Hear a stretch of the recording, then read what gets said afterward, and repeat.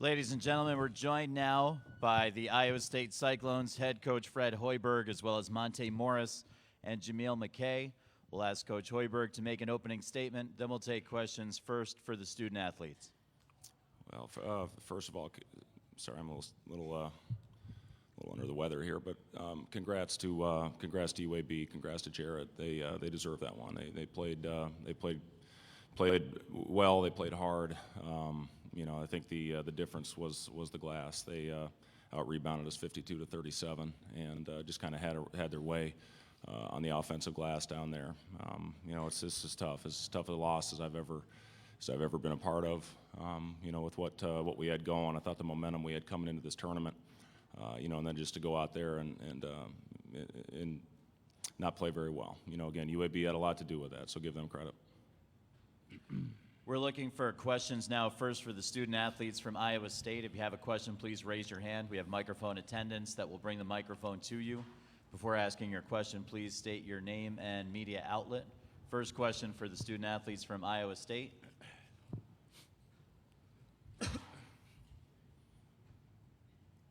Is there a first question?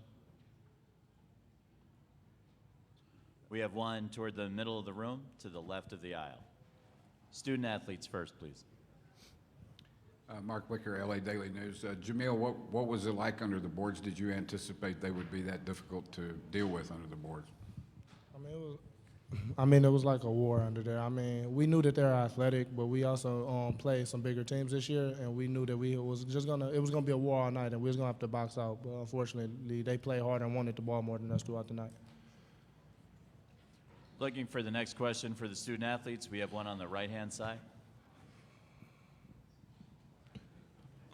I just got in, so this may have been asked already, but they hung around, and obviously you guys have had a lot of comebacks. Was there any sense, just as the game went on, that you guys would put together a run and be able to put them away at some point?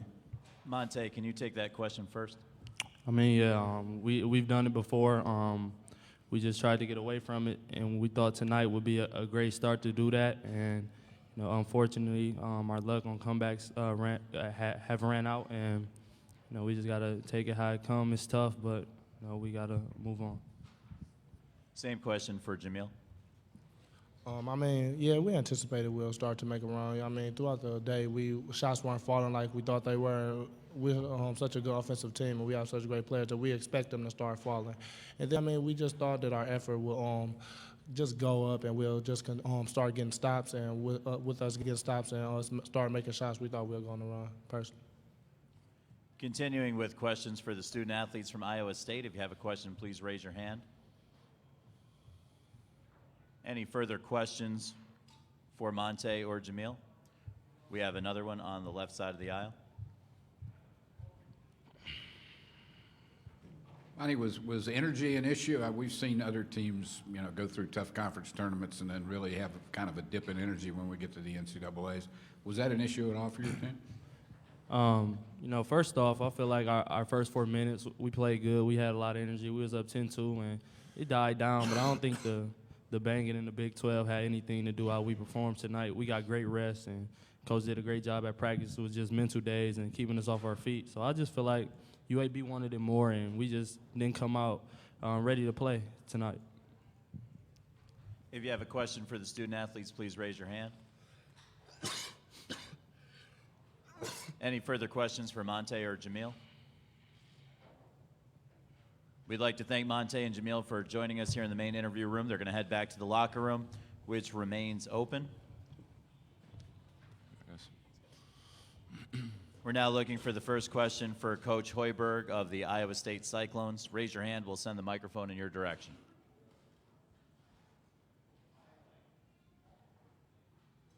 First question in the center to the left of the aisle. Kevin Skarbinski, Alabama Media Group.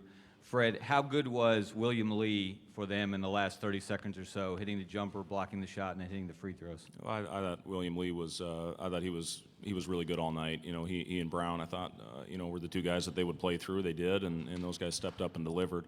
That's what big-time players do. Continuing with questions for Coach Hoiberg. If you have a question, raise your hand. Please state your name and media outlet before proceeding with your question. Questions for Coach?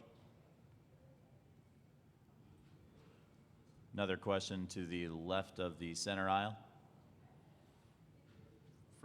Fred, had you run into those types of rebounding issues very often, and do you agree with the players' assessment that they probably seemed like they wanted the ball more than they did? Well, yeah, I mean, that was our big emphasis coming into this game. We knew how well they rebounded it, how they've rebounded, out-rebounded their opponents, the last couple months, pretty much every game. So that was our biggest emphasis, was coming out and trying to take care of the glass. We thought if we did that, we would win the game. We had a very good defensive rebound percentage all year. We led the Big 12 in defensive rebounding percentage. We just weren't putting bodies on guys. That was the bottom line. They were just running in there. We just turned and looked, and they went and got the ball. And you can't do that against an athletic team like UAB. If there's a question for Coach Hoiberg, please raise your hand. There's a question on the back left. Mike? Fred, Mike DeCourcy from Sporting News. What in particular were they doing at George? Was it just the length? Did he maybe push a little too hard with his offense tonight? I thought he probably got a little out of rhythm with the foul trouble. He hasn't been in foul trouble in a long time. He's really done a good job with that. We got out to a good start. I mean, we're up 10 at the first media, and then we just tried to slip passes into small spaces, and that's when we started turning the ball over. And that's when they made their run. We could have extended that. But to answer your question about George, length, we play in, as long a conference as any in the country. So, George just has a knack of finishing over longer players. Unfortunately, they just didn't go. He had some great looks. George Niang, I wouldn't trade anybody in the world for George Niang. The kid is an absolute warrior and a winner, and I'll take those shots every day of the week with him. The next question's on the right side of the aisle. Mark?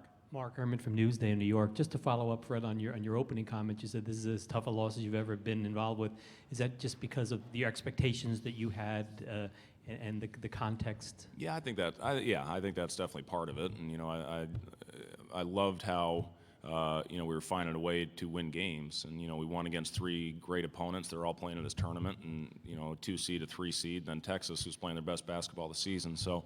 It was an emotional 3 days in Kansas City, and then you bounce back and you play the first game, basically the tournament, on Thursday. And, I'm not going to make any excuses. I mean, you got to come out and play 40 minutes. And again, I thought our turnovers in that first half, was the way that we let them back in the game after getting up double digits. Hell, I don't know, maybe we should have let them get up double digits. That's kind of how we played our best. Continuing with questions for Coach Hoiberg, if there are any. If you have a question for Coach, please raise your hand. We'd like to thank Coach Hoiberg for joining us here in the main interview room. He's going to head back toward the Iowa State locker room, which should be open for